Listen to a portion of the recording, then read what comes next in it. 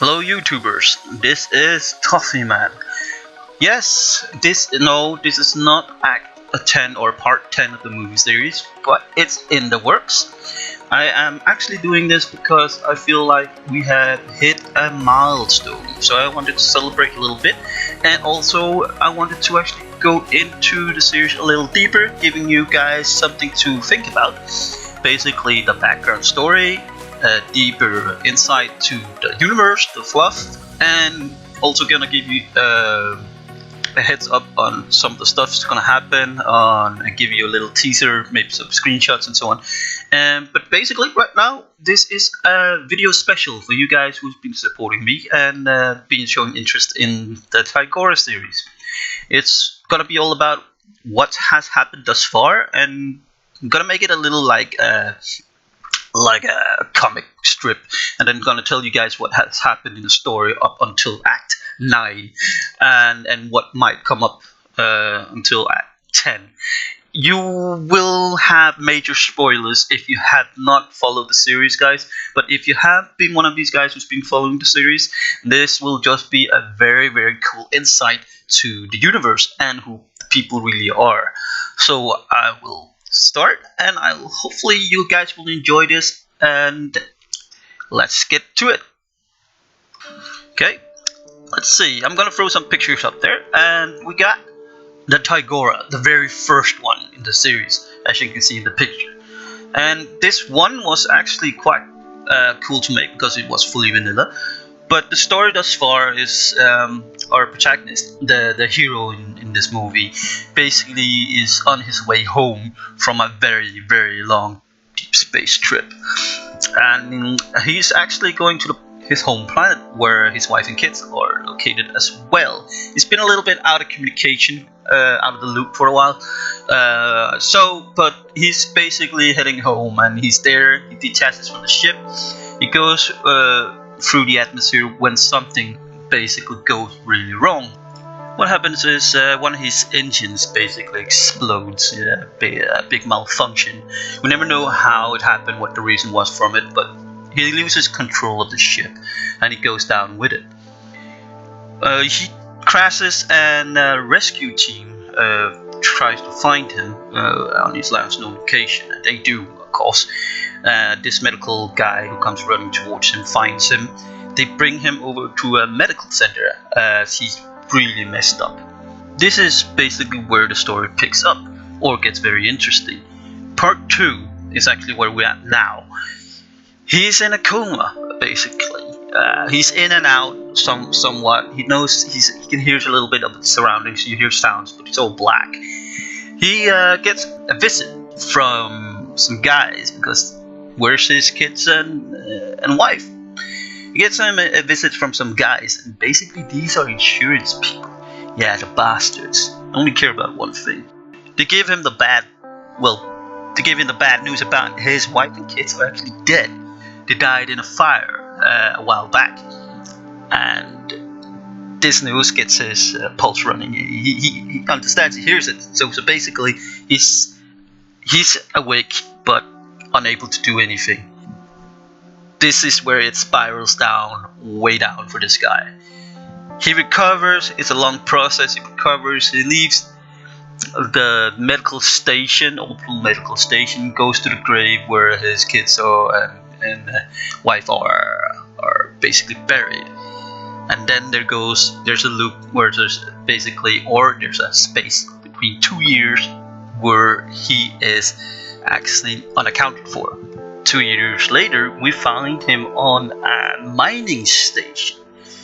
It's basically on the ass end of nowhere. He's in a dead end. He's basically drinking a lot. He doesn't really know what to do with his life, and basically as low as you can go. But this day, he actually wakes up. It's gonna be a turning point in his life. He gets this visit from a very strange character he's never heard or seen before, but basically gives him a message, a cryptic one, that a certain military intelligence is trying to acquire about him. This mysterious guy who actually comes contacting him is a liaison That's what we find out. He's a liaison to the top military guy in the intelligence division. And this top guy sitting there in the military division, nobody knows what he looks like, who he is, where he is, and that's basically how he likes it. But what happens is that this captain or protagonist or hero gets recruited into the military intelligence via an Admiral Hawken. Admiral Hawken, if you guys don't know who this is a legendary admiral in the CCF. And if you don't know what CCF stands for, it stands for Colonial Coalition Fleet. Basically a joint effort by the colonial systems, well, basically the colonies, main prime planet systems and all that crap. As you know, it usually happens in a universe. They have different politics and so on, but the colonies, the main systems, are put together to make this joint military effort to keep the peace and to keep aggressors out of Terran's space. And it is the best interest of the main systems also, because they're very safe where they are, but they do want to join in because all of the trading comes from the outer rims. That's where all the rare stuff is. And if their convoys gets attacked, yeah, well, basically they lose profit. While the outer rims are wanting, of course, wants this, because they're based interest, they're pirates, there's lawlessness. So this CCF is basically military police. Alright, back to Admiral Hawken. Admiral Hawken knew our hero's father, which is basically deceased. So we won't be seeing his father, but he feels like he owes his father something big, because he got saved multiple times during the Great War, and the only way he can return favor is by helping his son. And he knows the situation with his son is dire indeed. He's fallen into the bottle and needs a way out. So he pulls a few strings in the military intelligence to see if they can bring him into service, because his record is actually perfect. There's nothing wrong there. It's since the accident that everything is gone really wrong. So Admiral Hawken, he pulls some strings, the military intelligence finds him, recruits him, and tells him the situation as it is at the moment. Okay guys, you got the deep end of the story now. Now everything escalates and goes a lot faster story-wise. Our hero gets a briefing telling him about an anomaly they discovered on the outside of the neutral zone, and it enters the neutral zone. They get this information via deep space spy satellites they have out there. They didn't really notice it at the start, but they starting to find out that it's not normal, because they get some chatter out there. This chatter is talking about an unknown thing that I haven't heard about before. What really gets them interested is when this thing gets near the Thrasher border and enters their border and comes out again. Then everything goes out of control on the military intelligence. They get feedback, they get noise, everything over there. The Thrashers are riled up. And, well, I need to tell you what the Thrashers is supposed to be. What are the Thrashers? Thrashers are bugs, insects. They don't use technology the way we do. They don't invent their own technology. They evolve through nature, basically biologically. They need their technology to survive in this universe, so most of the technology they have is not necessarily their own. They feel they have one way to exist: aggressive expansion or steal technology, because their own evolution is not going fast enough. So most of their technology is stolen from empires or races they have subjugated or destroyed. So the Thrasher Empire is a parasitic in nature that they need technology to keep up. The way they evolve and the way they do these things comes at a cost. The technology they have is basically offensive in nature, but they don't necessarily have the energy to sustain these weapons. Yes, the weapons is running on sustained batteries, essentially. And that's the main drawback of the Thrashers. Back to the story. So when they look at this star map, which we see, this anomaly is getting closer and closer to our territory, the Terran space. But we do see enemy Thrasher battle group trying to intercept this thing. We can only conclude that they're actually after whatever it is as worthwhile technology. That's the only reason they could go for it. They're not expanding what seems like, they're chasing. So, of course, this battle group gets destroyed. Three targets against one, that's unheard of.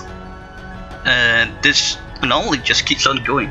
Once it enters our space, we start losing transport ships around the sector, and they send out the Takara, basically a fast light destroyer, to intercept it to find out what this thing is, and they lose contact with this thing as well. So this is where the hero comes in. So his first mission is find out what this anomaly is and what happened to the Takara. Investigation is his mandate, and return with any intel he finds. Our hero then gets shipped off to Aurelia shipyard. Aurelia shipyard is a CCF military shipyard, of course. To his surprise, he's given a brand new experimental recon vessel. It's quite a large ship, but it's not made to have a big crew, just a skeleton crew. And to his surprise, he sees the name of the ship Tigora V2. They named it after his old ship, which was nice of them. To his surprise, he also finds out he's not the only guy going out there. He gets a pilot called Boris. Boris, as you all know, is a comic relief by now in the story. Boris is a Russian guy. I don't know if I should say he's Russian because his accent is really horrible, but he's in the story, he's acting as a Russian. He's a lieutenant, he has excellent flight skills, and he has excellent skills as a technician. And nobody's crazy enough to go out into a neutral zone than Boris. And our protagonist, of course, because he has no choice.